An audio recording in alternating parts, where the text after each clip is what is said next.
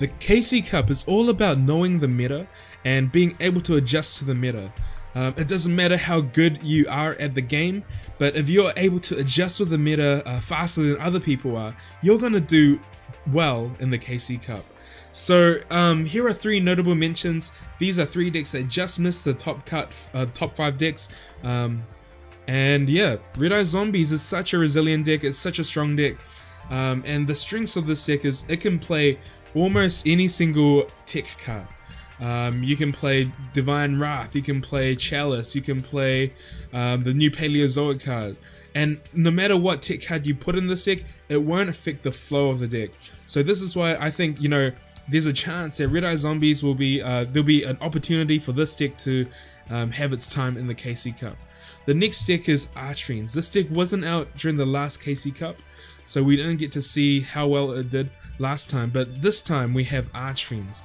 Archfiends has the boss monster Archfiend Emperor, which its effect is to banish an Archfiend card to destroy a card on the field. This is really good because it's single target removal, so it can kill threats like a face down Geargia or a face down Mushroom from Sylvans. So Archfiends is also a really cool deck. It's also, and yeah, the single target removal is such a awesome effect. The only negative about this deck is a lot of the times you can lose to your own bricks.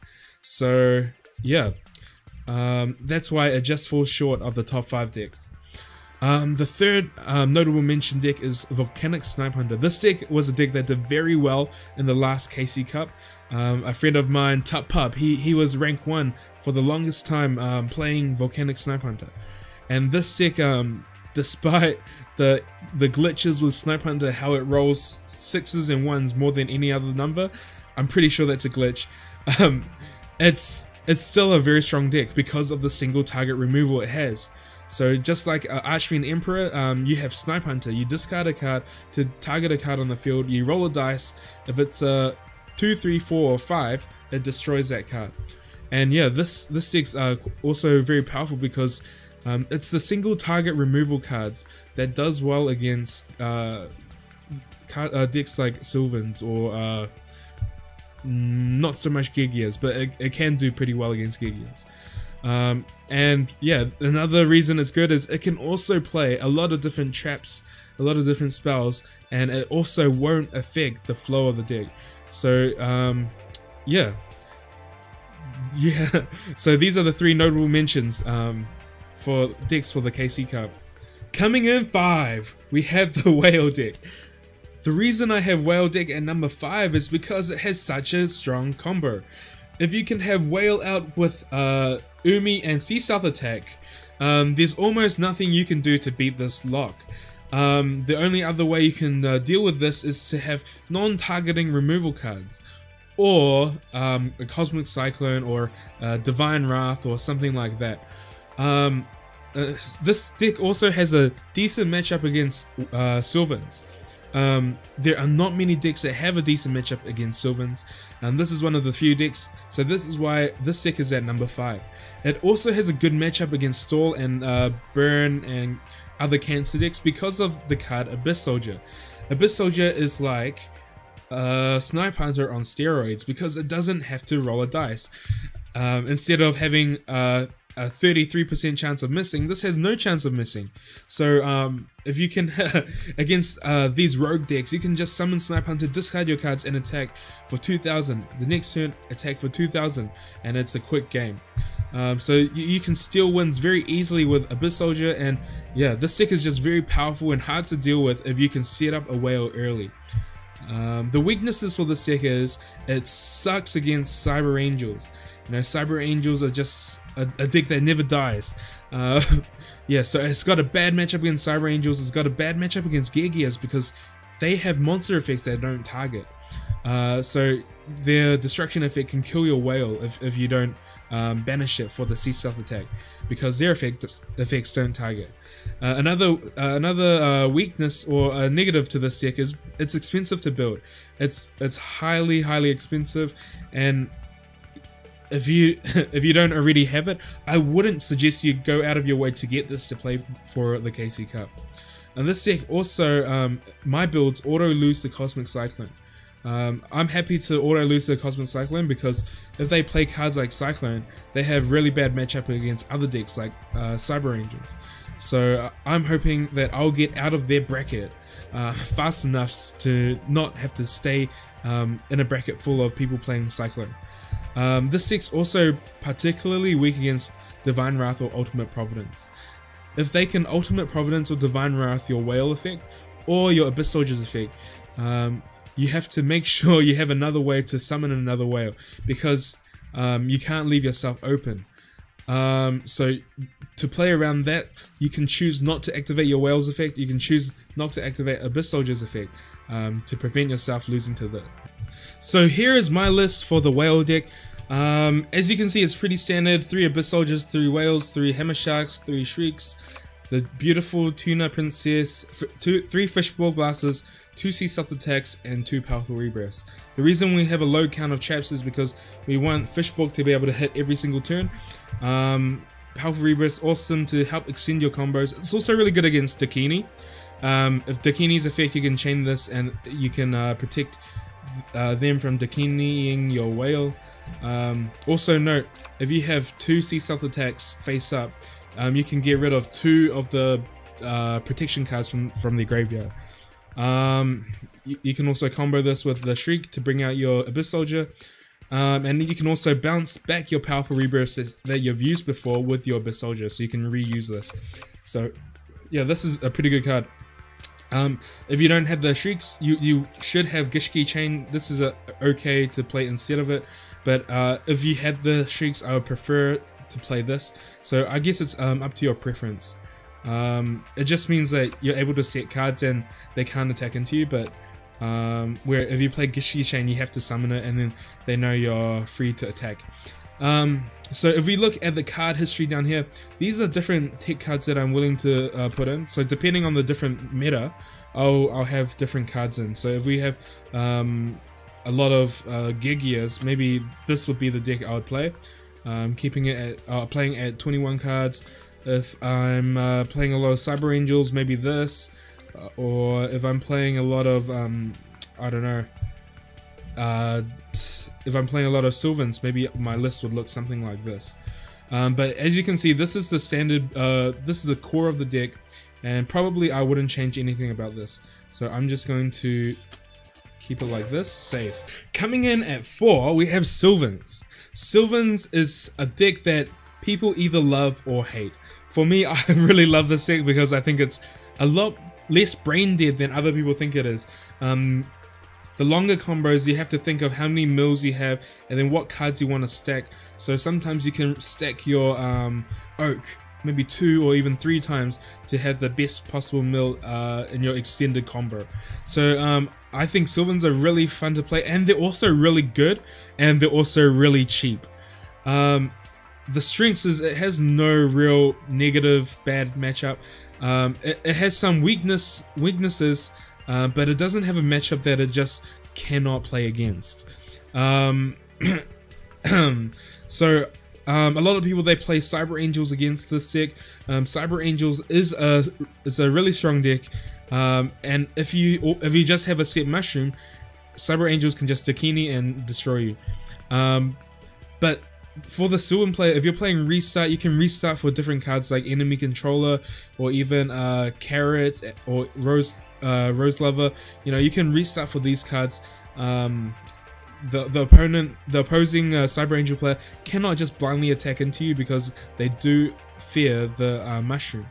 So it makes it very awkward for your opponent to play. So in this matchup, I would always hard restart for an enemy controller if I can. If I have an enemy controller and I don't have a mushroom, but I have some playable combos, I would also keep that hand. The next weakness, I guess, is Whale. So this is also a tricky matchup. The way to beat this is just to get one of your tribute monsters, ideally your Hermitry, summon that with your Rose Lover and use that to attack through the trap card, because Rose Lover negates. Rose Lover means that your tree will be unaffected by trap cards, so you can just attack freely. So apart from that, You could also go for a big mill with your mushroom and try to pop off as many cards as you can. And in this matchup, you have to kill them in one turn or have a lot of rose lovers to be able to attack over turn after turn.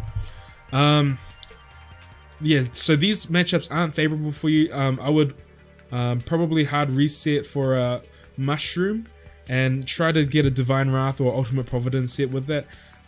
You can also auto lose to the Abyss Soldiers if you're not careful. The next matchup is Geargia. Geargia is a weakness for every single deck. What I'll do in this matchup is, if I'm going, I'll just try to get a mushroom and a Divine Wrath. If you can open up with that combo, I think you should be safe. Go for a big mill and then, yeah, just try to, yeah, kill them through their, kill them through their pulse mines. So, like in the whale deck, the rose lover means your monsters are unaffected by their traps. So pulse mines won't affect your monsters summoned through rose lover. The weaknesses for this deck is it's quite weak to Chalice. It's also weak against Divine Wrath and Ultimate Providence. Yeah, in this deck it's quite hard to play around those cards. So you just have to pray that you don't just get blown out. Okay, so let's jump into my deck list. Here is my current list for Sylvans. This is the list I love. It's a pretty standard list. We're playing 3 Mushroom, 3 Rose Lovers, 2 Hermitries, 2 Carrots, 3 Mushleaf, 3 Oaks, 1 Lotus Swain. This is really good if you, I don't know, come up against mill or something. You can stack this on top, mill it, stack it on top, mill it, and then you can put back a lot of cards into your deck. 2 Econs and 2 Ultimate Providence. I tend to always play 21 cards because there's no card that I'm happy to cut, and I don't like playing only with 1 Econ or 1 Providence because the second one matters too much. But yeah, this is the core. I'd say this is the core, and you can actually add any of these other cards here. So we have a Dark World Lightning. What's good about Dark World Lightning is you can target, in the mirror match, you can target set mushrooms, you can discard your rose lovers, help you do a turn 1 combo straight away.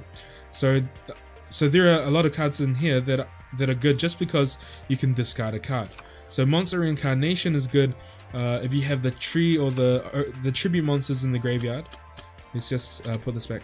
If you have the tribute monsters in the graveyard, you can discard cards like Rose Lover or Carrot, which are really annoying to have in your hand. You can swap them out for Hermitries or Oaks. And yeah, so it just helps you to get rid of these other cards that you want to discard, and it helps you get achieve something, get a monster back. Tribute to the Doom is similar to Dark World Lightning, except that this only does monsters, this does spells and traps, but this does only set cards. So they both have their pros and cons. Other tech choices you can to replace these 5 cards. You can have a Chalice. You can play Merchant. Merchant's becoming more and more popular, especially with builds that don't play Restart. You can play a 3rd Hermitry, or you can play a 2nd or even a 3rd Lotus Swain. This matchup, in this deck, I like to play Restart because I have access to the enemy controllers and the Providences, depending on what matchup I'm up against. So I'll, a lot of the times, even if I open up with Mushroom, I could, if I feel like the matchup is auto win with these other cards, I would hard restart for these cards, especially against Cyber Angels. If I don't have Econ, I'm in a bad position. Against mirror matches, you know, you don't have to start Mushroom because they're gonna play around a Mushroom anyway. It doesn't matter if you set a Rose Lover instead, or even a Carrot in the mirror match. In the mirror match, I like to see Ultimate Providence, but that's not something that I would hard restart for. Yeah, so these are the tech cards that I would play in my Sylvan deck. Number 3, we have Masked Heroes. Masked Heroes is such a powerful deck. It's a new deck from the new main box, and on any given turn, you can just win with Mask Change, Mask Change, Mask Change, and just destroy your opponent. This deck's particularly good because it has a good matchup against Cyber Angels. And Cyber Angels is another one of those decks that's just quite cheap to play, and that will be dominant in the KC Cup. The reason it ended up only 3rd place is this deck is also quite expensive. It has quite a high skill cap, so if you're not always alert, there's a lot of rooms for misplays. Now I've even seen in a lot of top players, they do many misplays in their game that you know, add up to cost them the game. So this deck, to play perfectly at the highest level, requires a lot of energy, and you know, if you're playing a 72-hour event, maybe you won't be able to play this perfectly the entire time. But if you have a lot of experience with Masked Heroes, you know, give this one a go, because this deck is extremely good. It's weak to Geargia, but it's good against Cyber Angels, so you sort of weigh up your strengths and your weaknesses. You play cards like Decoder that Cyber Angels they can't attack into, but against decks like Geargia, you know, they can just outvalue you. Not to say you can't steal wins with a Trinity or even multiple mass change. That's always that can always happen. So despite the results in the last MCS, I still think this deck is slightly inferior to Geargia's. So yeah, let's get into my build of Masked Hero. This is actually the build of Masked Heroes that won the last MCS. This build, you've probably seen it already. It's pretty standard. The cards that I don't like are Destiny Draw and the Cosmic Cyclones, especially in a format like KC Cup. These will probably cost you more games than it'll win you. So you know, my build of this would probably be something more like this, where you have a better matchup against Cyber Angels, and you're able to just OTK more often. So this is my build of Masked Heroes, but you know, you can actually play it with any of these tech cards as well. These tech cards are all really good against different matchups. Mirror Wall is good against Cyber Angels. Wall of D is good against, I don't know, Hazy Flame, or like other decks that are willing to attack into you. It's also good against Cyber Angels. It's not good against Geargia's. It's not good against the Mirror Match. Mirror Wall is a lot better in the Mirror Match. Divine Wrath, Whale, it's good against Whale. It's good against this is good against Whale as well. And also Spear Karibo is good against Cyber Angels, and also Geargia. I would play this against Geargia. So yeah, you can play any of these tech cards depending on the meta. But a generic build for me would be this build. It has the most OTK potential. Number 2, this is a deck I hate the most, and it's Geargia's. I hate this deck so much, but it's just so good, and it's good against everything. Yeah, and not only is it good against everything, the deck itself can play like almost any single tech card as well.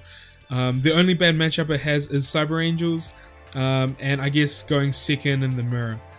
Apart from that, I don't have much to say. This deck's just really powerful. Even if you don't have 3 ties, you can still play this. So this is my Geargia deck. This is the current build I'm playing. It's pretty standard, 2, 2, 3. You could switch this out for another one of these if you wanted.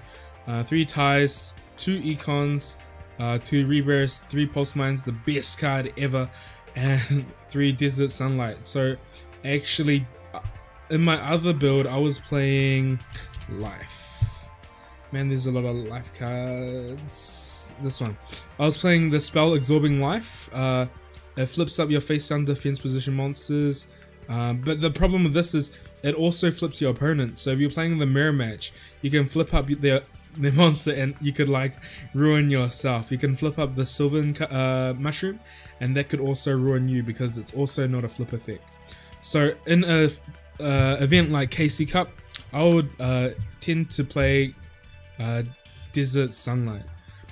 I think this build is superior to the other build, which plays balance. So the balance build just doesn't play this, and they play, I don't know, more defensive cards like Chalice, Curse, like these other cards here.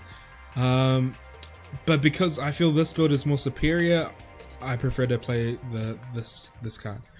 Now, if you don't have ties, what do you do? Let's say you only have 1 ties, then definitely I would cut these and I would play a balanced version and play with these other cards. You can't rely on resighting for ties and having the Desert Sunlight combo, because you'll just not get that often. So what would you do instead? You can play Geargia Accelerator. So what this card does is you can just special summon it when you control another Geargia. So this is pretty cool. You can just summon this, and then the following turn you can special summon flip face down, flip face up. So you could play a number of these instead of the ties. And also, because you don't have ties, you probably want to go for a longer game, so you'll play probably more Rebirths. So you get more value from cards like Rebirth. Sorry, I didn't talk about the other effect of Geargia Accelerator. When it dies, you can target a Geargia in your graveyard and add that to your hand. So this will come in handy to recycle your effects. So even to open up with Arsenal plus Accelerator is a really good combo.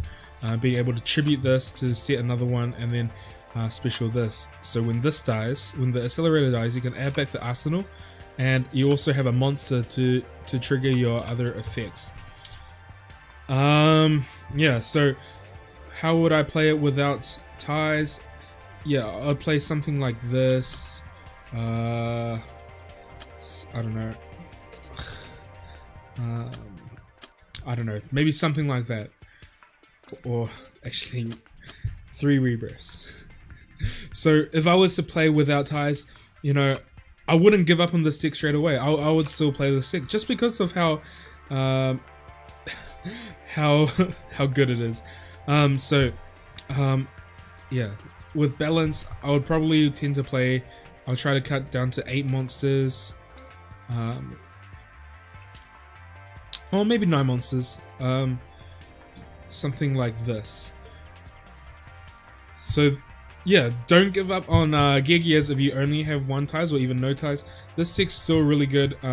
Make sure you test it out, because yeah, even having this stick going first against a ties mirror match, you'll have an advantage going first. So ties doesn't win you the game by itself. It just makes your other matchups really good. Okay, let's move on to number 1. Number 1, we have Cyber Angels, and this is by far, in my opinion, the best deck for the KC Cup. And let me tell you why. This deck is such a strong deck.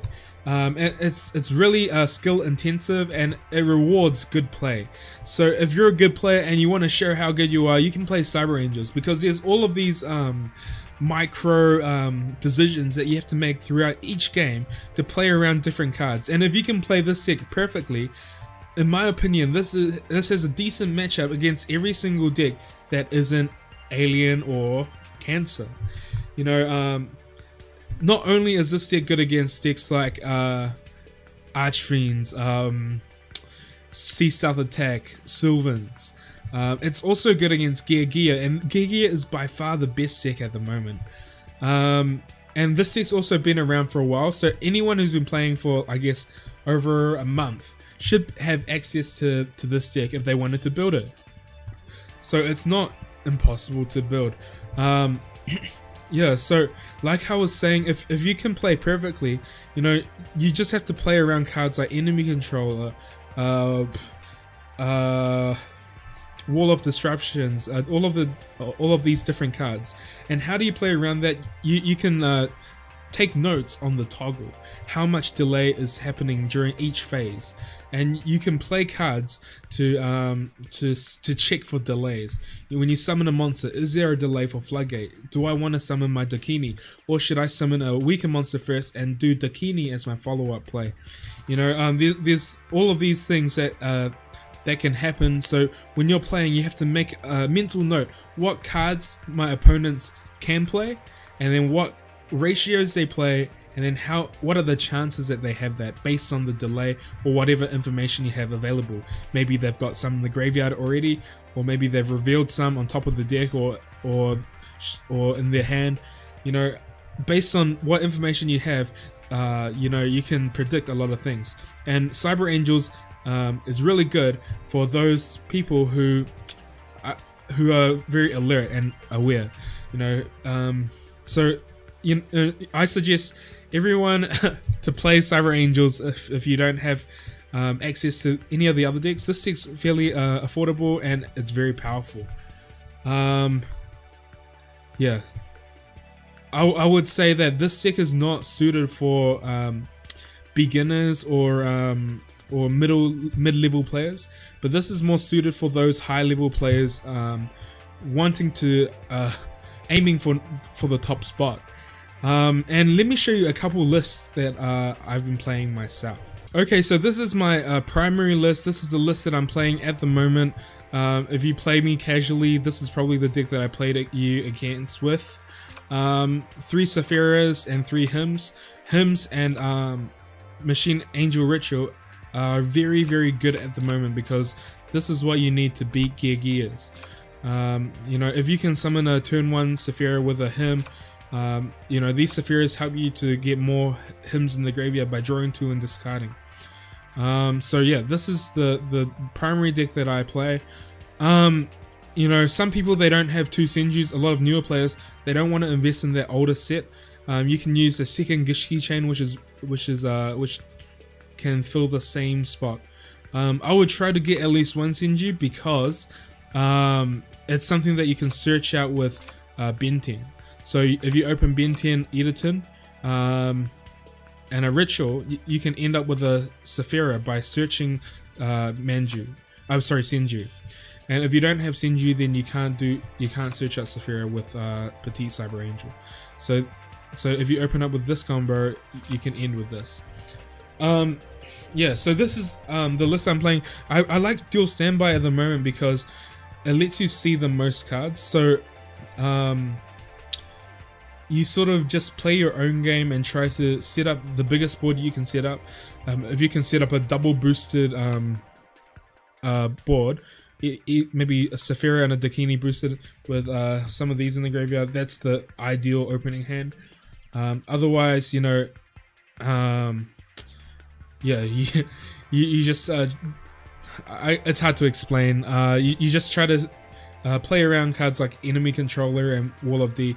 You know, a lot of the time if you boost up your monster, you can easily die from Enemy Controller.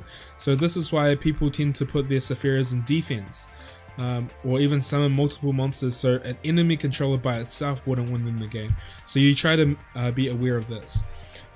This does have a bad matchup against heroes.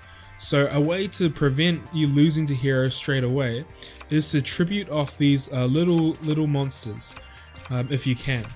So if you end with a Dakini, you can get rid of these monsters on the board, because what happens is if you leave these on the board, their masked hero Anki can attack over this, search another mask change, and then attack you directly with Chalice, which that's just game. Or they could clear all your monsters, or you know, even 28 is bigger than 20 unboosted Dakini. So if you can get rid of the little petite Cyber Angels, the Senjus, the Gishki chains, then your matchup against heroes would be a lot better. So yeah, I think that's the only matchup that you would end without one of these. Against other matchups, I guess you want as many bodies on the board. The other build I have is similar to this, but playing balance. You know, balance is good if you don't want your opponent to draw too many cards to out your boards. So I guess if you're versing a lot of enemy controller OTK decks like Red Eye Zombies or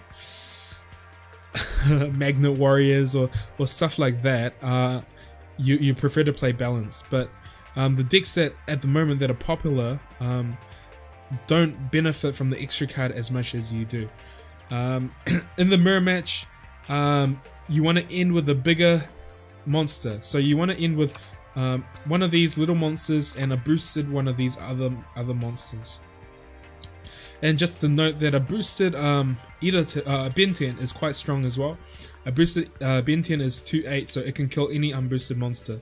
So sometimes to end with a boosted Benten is not that bad. But yeah, you want to have these other monsters on board to protect from a Dakini play. And the ideal is to have a double boosted monster with these on the board as well. So yeah, against your opponent, if you have no combo, you want to draw 2 and discard 1. So if you have no follow-up play the next turn, the principle is to draw 2, discard 1. But if you already have a follow-up play, you would go for the discard. Or if the card that you want for the follow-up is Editon or Dakini or that's already in the graveyard, then you would use the add 1 light back to your hand. Those are my top 5 decks for the KC Cup. I hope this video helped you out at least a little bit. I actually won't have the opportunity to play in this KC Cup, so I just wanted to share all my knowledge with you guys.